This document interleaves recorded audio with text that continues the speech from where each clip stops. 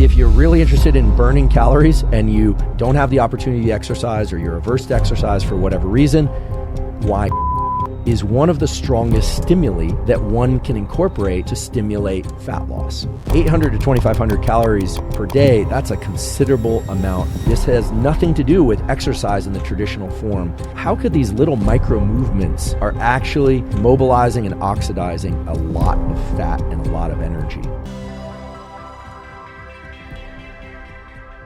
So one of the most powerful ways to stimulate epinephrine, which is also called adrenaline, from these neurons that connect to fat and to thereby stimulate more fat mobilization and oxidation is through movement.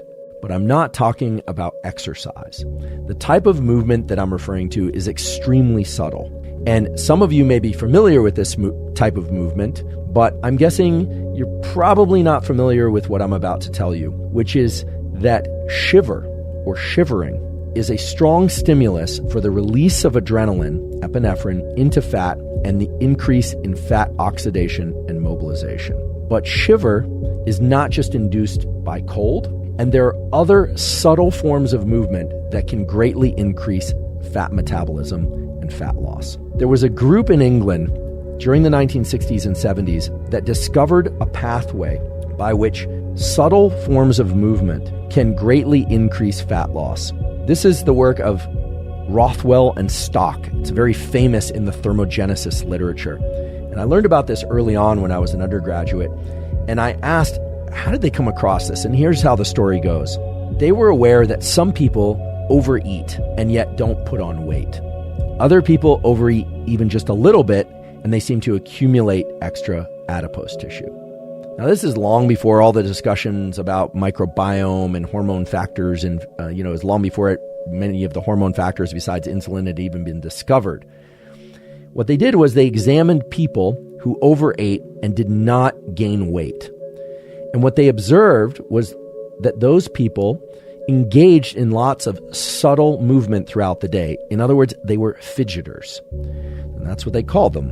What they found were people that overeat but don't gain weight as a consequence. And in fact, many people who had low levels of body fat had a lot of resting tremor, not of the Parkinsonian type, but they would bounce their knee while they were sitting. When they would talk, they would engage in very angular movements. They were sort of electric. In fact, now in science, I was chuckling about this as I was diving back into this literature, because the other day I heard a wonderful lecture on a totally different topic from a colleague of mine, and we all adore him. He's over in Europe, and he's this tremendously successful scientist, so we like to poke fun at him. And every one of his movements is incredibly electric and staccato. And he's rail thin, and he eats like a horse. And so it fits very well into the discovery of Rothwell and Stock, who discovered that fidgeters, people that bounce their knee, people that have a head bob while they're listening, people that nod a lot, people that stand up and sit down a lot throughout the day, and people that pace burn anywhere from 800 to 2,500 calories more than the control group in the experiments that they looked at. And indeed, there's been a modern look into all this, and these numbers check out. That simply moving around a lot, even if those are subtle movements, greatly increases the amount of energy that you burn. And people who overeat, the people who can have the second or the third donut or donuts at all and don't seem to put on weight to the same degree, they are people that move around a lot even when seated. They're people that will often move their limbs very quickly as well. There even have been studies that have explored other things that correlate with fidgeters. Fidgeters stand up very quickly at the end of a lecture, or they start to gather their things very quickly, whereas non-fidgeters don't. So dogs like my bulldog Costello, definitely not a fidgeter. Every movement is incredibly slow and deliberate. Sitting down is a process. If you ask him to sit down, it's sort of a slow motion. You ask him to get up, and he kind of looks at you, sighs, and then stands up. The fidgeters are the opposite of that, right? You say, how are you doing? And they go, great. So even sometimes their speech will be accelerated, although not always. But staccato movements, fidgeting, etc. And in 2015, and again in 2017, there have been studies that have explored this using some modern metabolic tracking. And indeed, simply moving a lot, being a fidgeter, bouncing your knee, standing up and pacing, several times or many times throughout the day led to considerable amounts of fat loss and weight loss when people were ingesting the same amount of food. If they overate, they were able to compensate and burn off that food. And if they were trying to lose weight and they incorporated this fidgeting protocol of deliberately trying to fidget more and move around during the day, pace, stand up more quickly, sit down and stand up more often rather, they found that they greatly increased their weight loss, anywhere from 20 to 30% increases. And in some cases, there are always those few people who burned a lot more. It seems to work best in people who are already slightly overweight. So for people that are overweight, who are kind of averse to exercise, fidgeting might actually be a good entry point. And 800 to 2,500 calories is a considerable amount of calories when you really think about it. Now, why am I telling you this? Well, there's clearly a tool to export from this, which is that you can increase the amount of calories burned without having to go on additional long runs. I do hope that people are exercising regularly because it's so important for other aspects of brain and body health. But nonetheless, we are all time limited, and we are not all so ready to embrace exercise. I have a family member who has been slowly coaxed into exercise, but if I were to tell her, for instance, you need to fidget more, she'd probably go for it. So this is a powerful way to increase the calories that are burned. Now, that's great, and you can think about the protocols, but I want to nest that protocol in what I said before, which is that fat is controlled by these neurons and the epinephrine they release. You might say, well, how could these little micro movements lead to so much caloric burn? And that's where it really gets interesting.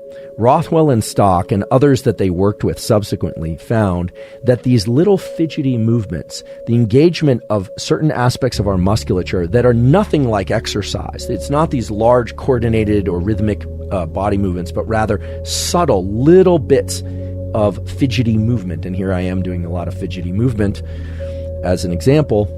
Tapping the pen, this kind of thing. I was probably that kid in class most of the time. I try not to do it to irritate people, but I was definitely a knee bouncer. I'm not particularly lean or not, but I was definitely, this is a common activity for me. People that do that sort of thing, it turns out that it's not the kind of caloric burn that we normally think of like, oh, you're running, lifting weights, swimming, yoga, etc. Those subtle movements of our core musculature, not just the core, but all our limbs and our musculature, those low-level movements, they trigger epinephrine release from these neurons, and they stimulate the mobilization of fat. And then that fat is oxidized at higher rates. And I find this fascinating. I wish more people knew about it, which is why I'm telling you about it today. This has nothing to do with exercise in the traditional form, and yet 800 to 2,500 calories per day, that's a considerable amount of fat oxidized. If you are in a calorie maintenance mode, or if you're subcaloric, that's going to add to still additional fat loss. The data on this are tremendous. I'll link to a few studies. If you're really interested in learning about what's called N.E.A.T, N-E-A-T, which is non-exercise activity thermogenesis, N.E.A.T. So what's the protocol? Fidget. If you're really interested in burning calories and you already exercise, you want to burn more, or you don't have the opportunity to exercise, or you're averse to exercise for whatever reason, fidgeting movements, staccato movements, standing up, walking around, pacing, all the sort of nervous activities that we're so critical of in other people and sometimes in ourselves are actually mobilizing and oxidizing a lot of fat and a lot of energy. And while this probably won't compensate for chronic overeating, the caloric burn from this is considerable and very likely can offset a meal that had excessive calories or a kind of steady state of eating too much. And it also starts to open up all sorts of thoughts and discussion about, when you travel, you tend to eat foods that are kind of outside your normal ones. We tend to eat, foods that aren't so great for us. We also tend to be a little bit more sedentary when we travel. We're on the plane, etc. But all of that aside, just the use of something like low-level movement, and it's almost like a tremor, but also these like short, small, fidgety movements. I'm intentionally doing a lot of these today, so you have examples that you can use to select from if you like. these can have a major effect on fat loss. And it raises a second tool. If these low, meaning these small movements that we engage in, trigger epinephrine, adrenaline release from these neurons of the sympathetic nervous system that innervate fat and increase fat mobilization and oxidation, now it should make sense why shivering is one of the strongest stimuli that one can incorporate to stimulate fat loss.